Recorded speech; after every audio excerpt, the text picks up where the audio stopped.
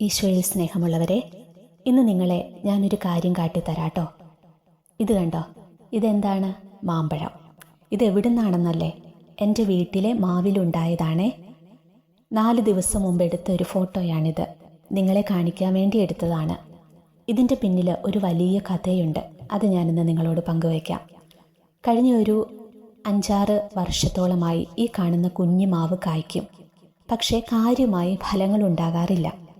മാവ് പൂക്കുമ്പോൾ തന്നെ, ചെറിയ കണ്ണിമാങ്ങയുടെ പരുവമൊക്കെ ആകുമ്പോൾ തന്നെ എല്ലാം കേടുപിടിച്ച് താഴെ പോകും. അവസാനം വളരെ കുറച്ച് മാങ്ങയാണ് നല്ലതായി കിട്ടാറുള്ളൂ.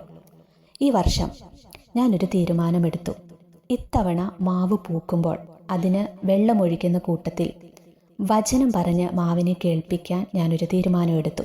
ഞാനതെൻ്റെ വീട്ടിൽ പറഞ്ഞപ്പോൾ എൻ്റെ വീട്ടിലുള്ളവരൊക്കെ എന്നെ കളിയാക്കി. പ്രാർത്ഥിച്ച് അവസാനം ഇവക്ക് വട്ടാകുമെന്നാണ് തോന്നുന്നതെന്ന് തമാശയ്ക്കാണേലും അവർ ഇങ്ങനെ ഇടയ്ക്കൊക്കെ എന്നോട് പറയാറുണ്ട്. പക്ഷെ ഞാനതൊന്നും കാര്യമാക്കിയില്ല. ദിവസവും വെള്ളമൊഴിച്ചിട്ട് വന്നാൽ നിയമാവർത്തന പുസ്തകം 28-ാം അധ്യായം 2 മുതൽ 13 വരെയുള്ള വചനഭാഗം ഞാൻ വായിക്കും. എൻ്റെ മുറിയുടെ ജനലിക്കലിരുന്നാൽ എനിക്ക് ഈ മാവ് കാണാനായിട്ട് പറ്റും. അപ്പം ഞാൻ അങ്ങോട്ട് തിരിഞ്ഞു നിന്ന് മാവ് എവിടെയാണോ നിൽക്കുന്നത് അങ്ങോട്ട് തിരിഞ്ഞു നിന്ന് ബൈബിൾ എടുത്ത് ഈ ഭാഗം ദിവസവും ഞാൻ വായിക്കാൻ തുടങ്ങി.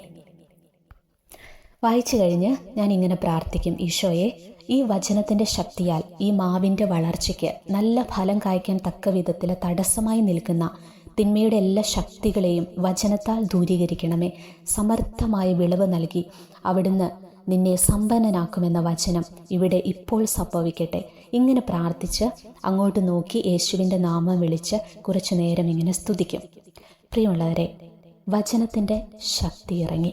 കളിയാക്കിയവരെ കർത്താവ് നിശബ്ദരാക്കി. കണ്ണുകൾക്ക് വിശ്വസിക്കാനാവാത്ത അത്ഭുതമാണ് ഞാൻ ഈ വർഷം കണ്ടത്. ഇത്തവണ ഒത്തിരി മാങ്ങകളുണ്ടായി.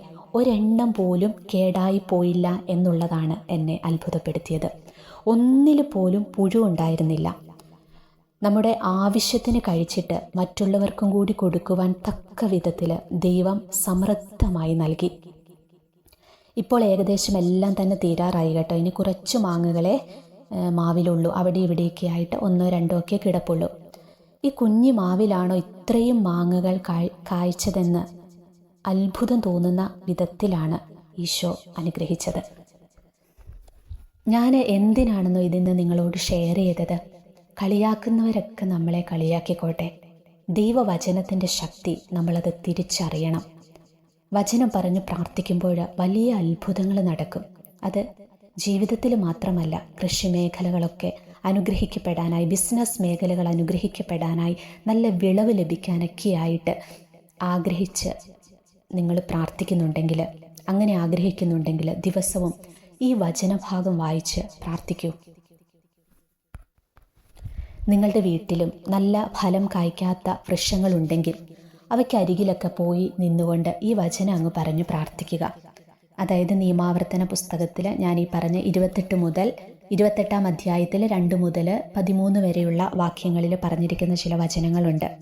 അവിടുത്തെ വചനം ശ്രവിച്ചാൽ നിന്റെ കളപ്പുരകളിലും നിന്റെ പ്രയത്നങ്ങളിലും കർത്താവ് അനുഗ്രഹം വർഷിക്കും. ഈ വചനമൊക്കെ നമുക്ക് അവിടെ പോയി നിന്ന് പറയാൻ പറ്റും. അതുപോലെ സുഭാഷിതങ്ങളുടെ പുസ്തകം 3-ാം അധ്യായം 9-10 തിരുവചനത്തിൽ പറയുന്ന വചനഭാഗം: കർത്താവിനെ നിന്റെ സമ്പത്ത് കൊണ്ടും നിന്റെ എല്ലാ ഉൽപ്പന്നങ്ങളുടെയും ആദ്യ ഫലങ്ങൾ കൊണ്ടും ബഹുമാനിക്കുക. അപ്പോൾ നിന്റെ ധാന്യപ്പുരകൾ സമൃദ്ധി കൊണ്ട് നിറയുകയും നിന്റെ ചക്കുകളിൽ വീഞ്ഞ് കവിയുകയും ചെയ്യും. കണ്ടോ, ഈ വചനമൊക്കെ ഒത്തിരി അനുഗ്രഹദായകമായ വചനങ്ങളാണ്. ഈ വചനങ്ങളൊക്കെ പറഞ്ഞു പ്രാർത്ഥിക്കുമ്പോൾ നമ്മുടെ കൃഷി മേഖലകൾ, സാമ്പത്തിക മേഖലകൾ, ബിസിനസ് മേഖലകളൊക്കെ അനുഗ്രഹിക്കപ്പെടുന്നത് നമുക്ക് കണ്ണുകൊണ്ട് കാണാനായിട്ട് പറ്റും. എനിക്കിതാരും പറഞ്ഞു തന്ന ഒരു കാര്യമൊന്നും അല്ല കേട്ടോ. ചുമ്മാ ഒരു ദിവസം എനിക്കിങ്ങനെ തോന്നിയതാണ്. ഇത്തവണ ഇങ്ങനെയൊന്ന് പ്രാർത്ഥിച്ചു നോക്കിയാലോ, വചനം പറഞ്ഞൊന്ന് പ്രാർത്ഥിച്ചു നോക്കിയാലോ, മാങ്ങ എന്തുമാത്രം ഉണ്ടാവുമെന്നറിയാം. അതുപോലെ എല്ലാ വർഷവും അത് മാവ് പൂക്കുമ്പോൾ തന്നെ ഒരുപാട് ഈ കുഞ്ഞ് കണ്ണിമാങ്ങ ഉണ്ടാകുന്നൊരു സമയമുണ്ടല്ലോ, അപ്പം തന്നെ എല്ലാം തന്നെ കേടായി ചാടിപ്പോകും. അപ്പം ഇത്തവണ ഞാൻ വിചാരിച്ചൊന്ന് പരീക്ഷിച്ച് നോക്കാം. ദൈവവചനം അയച്ചൊന്ന് പ്രാർത്ഥിച്ച് നോക്കാം. എന്തെങ്കിലും ഒരു മാറ്റം ഉണ്ടാവുമെന്ന് പറയാൻ ശരിക്കും എന്നെ അത് അത്ഭുതപ്പെടുത്തിയെന്നുള്ളതാണ്. വചനത്തിൻ്റെ ശക്തി കൂടുതൽ തിരിച്ചറിയാൻ ഇങ്ങനെ ഓരോരോ അനുഭവങ്ങളിലൂടെ ഈശോ നമ്മുടെ മുന്നിൽ കൊണ്ടുവന്ന് തരികയാണ്. നമുക്ക് ആ വചനം ഒന്ന് നോക്കാം. നിയമാവർത്തന പുസ്തകം, ബൈബിൾ ഇല്ലാത്തവർക്ക് വേണ്ടി ഞാനതൊന്ന് വായിച്ച് കേൾപ്പിക്കാം. നിയമാവർത്തന പുസ്തകം 28-ാം അധ്യായം 2 മുതലുള്ള തിരുവചനങ്ങളാണ്. ശ്രദ്ധിച്ച് കേട്ടോണം. അവിടുത്തെ വചനം ശ്രവിച്ചാൽ അവിടുന്ന് ഈ അനുഗ്രഹങ്ങളെല്ലാം നിന്റെ മേൽ ചൊരിയും. നഗരത്തിലും വയലിലും നീ അനുഗ്രഹീതനായിരിക്കും. നിന്റെ സന്തതികളും വിളവുകളും മൃഗങ്ങളും കന്നുകാലിക്കൂട്ടവും ആട്ടിൻപറ്റവും അനുഗ്രഹിക്കപ്പെടും.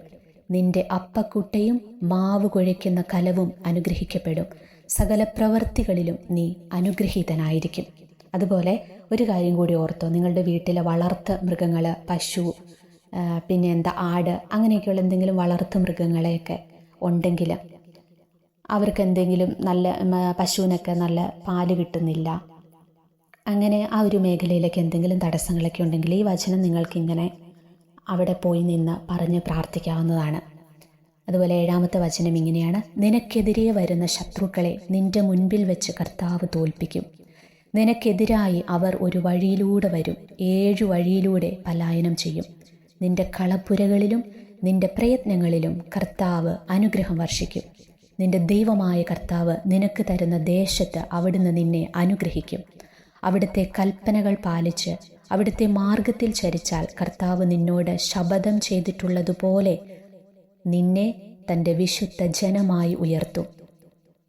കർത്താവിൻ്റെ നാമം നീ വഹിക്കുന്നത് കാണുമ്പോൾ ലോകത്തിലുള്ള സകല മനുഷ്യരും നിന്നെ ഭയപ്പെടും.